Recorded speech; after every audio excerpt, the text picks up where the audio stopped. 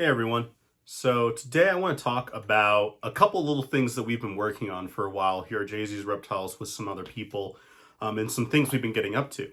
So I know this is usually the background you see when you have a podcast going on, but we just finished up the last reptile show of the year in Colorado. It was a Show Me a Reptile show up in Loveland, Colorado, so like 4.5 hours from here.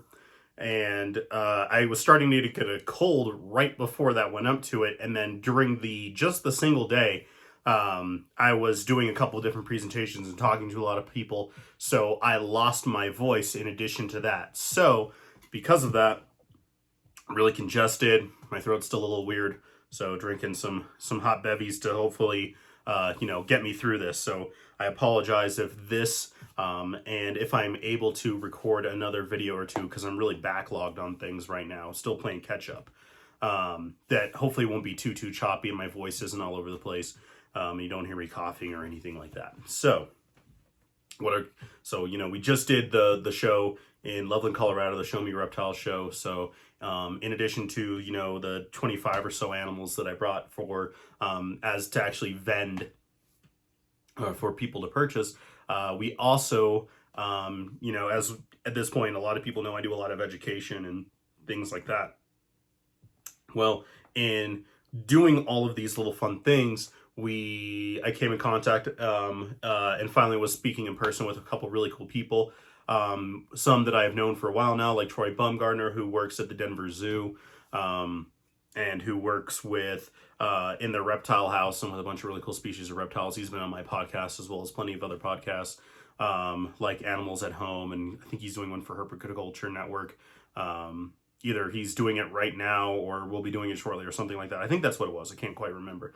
And then Lori Cherini, the snake and animal in general behaviorist, who also has been, I think, on Animals at Home. And in talking with them, as well as plenty of other people in the industry, both here in Colorado and outside of Colorado, Lori kind of had this idea of, let's put together a group of keepers and people in the industry who want to share their knowledge with the other people and the keepers in the hobby in the state of Colorado. And so we kind of coordinated this group together where as of right now, it's primarily myself, Lori Cherini, and Troy Bumgardner working with something that we have now dubbed Colorado Reptile Educators, to where we are working on hopefully what is going to be some almost like workshop or industry presentations, or almost like an IHS, like the International Herpetological Symposium. So almost something like that, to where in Colorado, both of them, even myself, to a far less specific and knowledgeable extent, as well as hopefully other people in the state, will be doing different styles and presentations and seminars and workshops, including some hands-on stuff down the road that we are working on. In addition to that, because it's something that I had already gotten started, as you guys, at least if you've been to the shows for Show Me shows in Colorado, you've seen that I'm doing these educational presentations and kind of highlighting a little bit more better reptile keeping practices and husbandry practices, as well as sharing information about some really cool species, essentially doing little snippets of the species spotlight videos to the public for the reptile expos, usually with myself, my friends Braden Exotics, who have not quite as many animals as I do, but have a larger range of species and some really cool oddball ones, as well as I'm trying to coordinate with other people in the state to put on some cool presentations about subjects that they are very versed in, that I'm not as much, and to just, spread awareness about really great information and knowledge. And so, we've been meeting and talking a lot. And so what we decided to use was take this opportunity of, because I'm already going to be there, Lori was already going to be doing a presentation for us for the Show Me show. Let's actually market ourselves, although it's only education based, it's nonprofit, we're not making any money. Let's have this be our first kind of public, here it is, here we are kind of event, And there was some good and some not so good. It was kind of a really weird show. There wasn't a whole lot of advertising done outside of like Facebook and stuff. Um, but so because of that, there weren't a whole lot of people there. I feel like there wasn't quite as much traction, as well as the venue cut them for their second day, so it switched to just a single day event. As well as right now, like, the November shows tend to not do as well. It feels like, although obviously like the NARBC at St. Charles is supposedly was a huge one. The Show Me was the same weekend, so meh, wasn't able to do that, but that's okay. But that's what I've kind of experienced and talked to other people who've been vending and been doing this longer than I have. Also said even more so than even some of like the very late, like the December shows. Usually like some of the lower end stuff, and not that I necessarily advocate for it, but like last minute Christmas stuff, you see a lot of. But I think in a combination of that and kind of like the state of the economy right now, I think is what a lot of people are kind of thinking about. Although I will say that like even during 2020, when a lot of people that worked the reptile industry just kind of kept chugging right along at a good clip. So I'm not really sure what was up with that. I think it was more just the fact that there wasn't a whole lot of buzz about the show outside of the reptile community. So there weren't nearly as many people as would have been nice to see. So it was a lot of like same regular faces, and so nothing new. So they had already kind of seen my presentations and stuff like that. But we got everything set up there, and we kind of shared space a little bit at my table. I kind of like a big U, where on one side I had kind of like all of my reptiles and merch and cagings and stuff. And then as we moved down, we moved over to like my actual big display for those cages, as well as like a fun creative way to like how you could do your enclosure for different species of reptiles. And then we got to some really cool stuff for Colorado reptile educators. We had like a little prize wheel where you could spin, where the idea was originally to, you spin it and it lands on your prize, you answer a question. Depending on the type of prize, either like a piece of candy or like a larger prize, you answer the question, you get it right, you get the prize. We had some like little coloring sheets, and we had some really cool informational literature that Lori brought, as well as we had a big TV that we had set up right behind the booth so people could watch.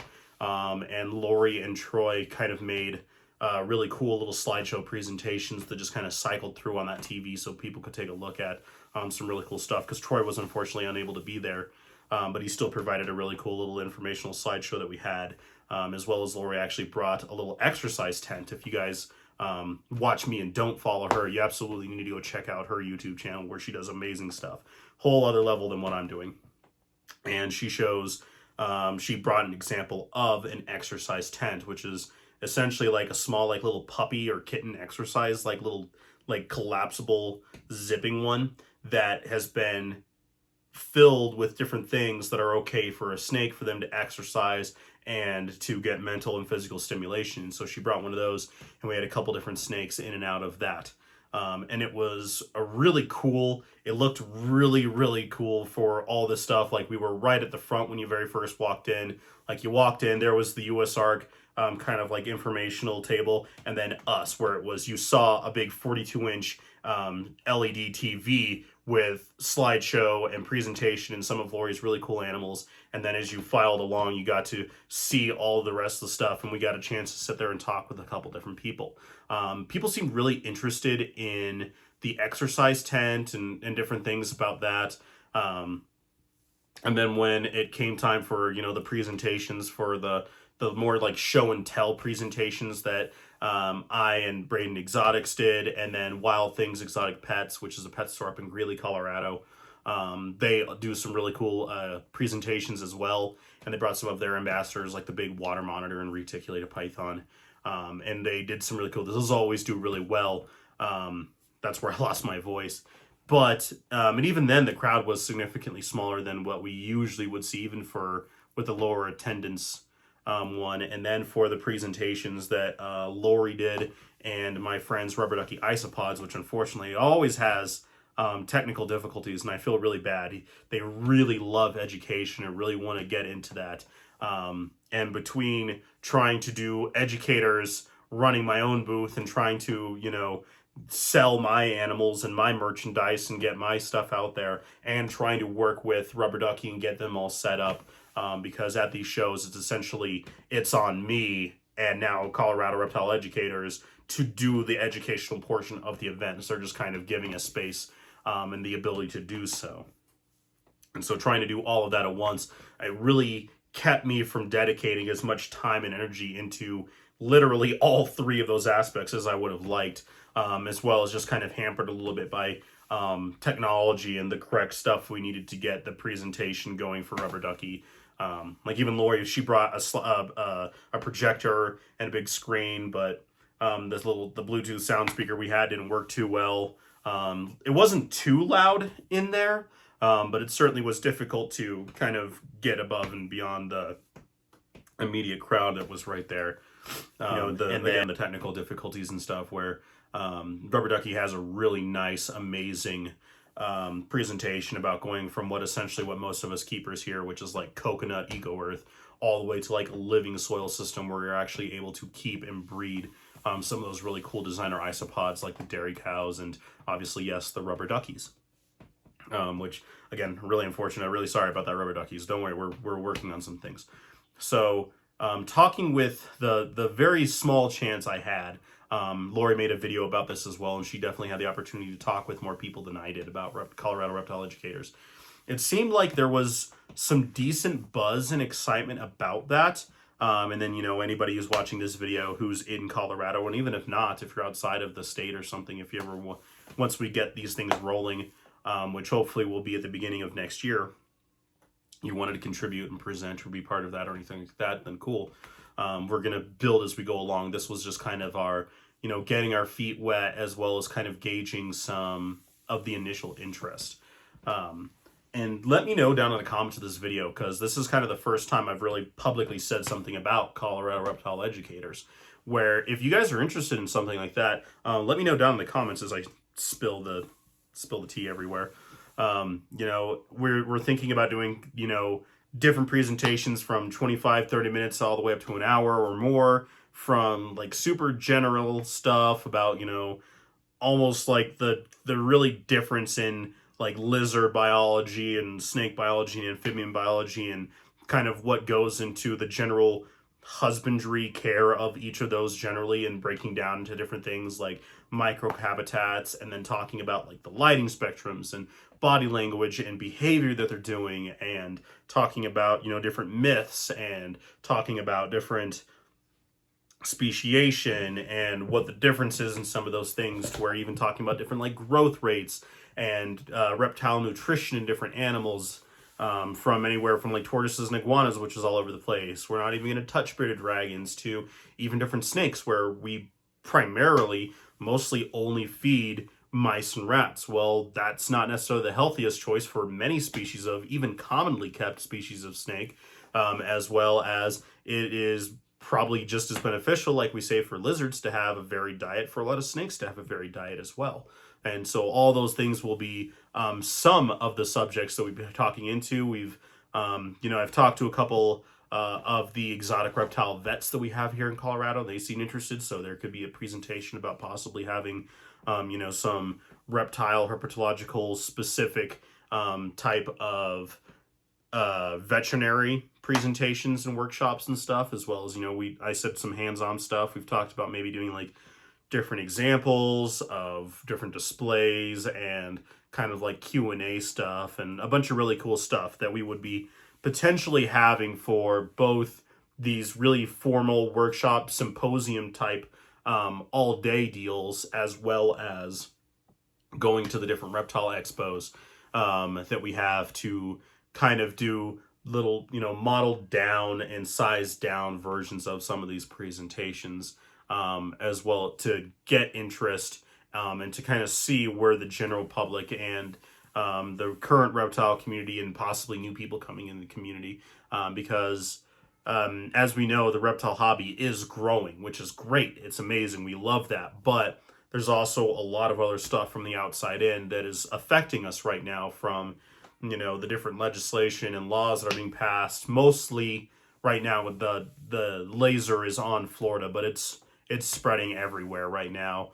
to what is essentially both misinformation about it, mishandling about all these different things, as well as actual ecological issues that all comes into play, as well as, captive conservation efforts and things like that, that all need to be talked about. And I don't think the industry is going to go away at all, or the hobby, I should say, although in this country it's a pretty much an industry, that I don't think it's going to go away, but it's definitely going to get a lot more regulated. And having a group, I think, like Colorado Reptile Educators out there to really spread science-based husbandry practices and thinking and higher learning and growing our industry to reflect into how private keepers and even small batch breeders like myself are keeping their animals is going to perpetuate that, to where we will be able to have a really good example of how this is a really great, amazing industry, and why it is so important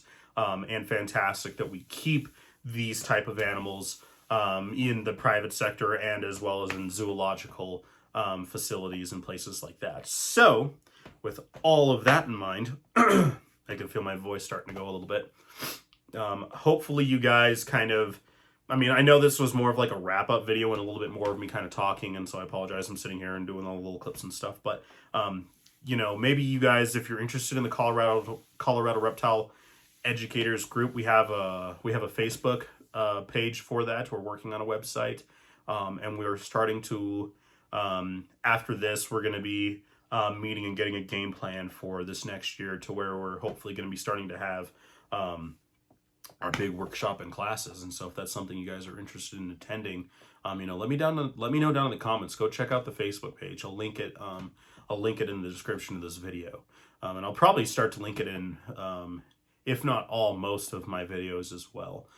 Because obviously education, that's what we're doing. That's what I'm trying to do here. That's what Lori felt was really important. And Cheri's been trying to get on doing something like that for quite some time. And we'd love to be able to involve other people and other groups, like, Rubber Ducky Isopods, who's very interested in it, and as well as some other groups and private keepers and individuals that I've met that seem to have a lot of interest in that as well. Not only in attending these things, but being a part of that. So if you guys have any interest in that, or questions or anything like that, let me down below, click the link, all that fun stuff. Hopefully you guys enjoyed this video, give you something to think about. I know it was a little bit of a departure from the usual stuff, but more of like a podcasty, just kind of general talk chat one. But it's the podcast office wall, so I guess that kind of comes with it. But hopefully you guys enjoyed this. I'm going to give myself a little bit of a break for a minute to try to kind of settle down. Hopefully it wasn't too choppy for you guys. I know I had to cut a few more times than I would have liked. I'm going to see if I can record a few more videos and get you guys back to the usual reptile content. But hey, again, thank you so much. I really appreciate it. Follow for the regular reptile content. Keep up with the other Facebook, Instagram. I try to do TikTok and all that other fun stuff for more updates, both for what I'm doing and for what Colorado Reptile Educators is doing. If you guys are interested in babies, I think I'm going to be vending the Show Me Snakes show in St. Louis on, I think it's December 4th. We'll see. Have to figure out taking care of the ranch down here. But again, sorry, I know I'm rambling there at the end. So hit me up if you have any questions like that. Otherwise, hope everyone having a great and happy year, and everything is doing better for everybody, because we all know we have ups and downs with things. So stay tuned for more reptile content, and we'll check you next time.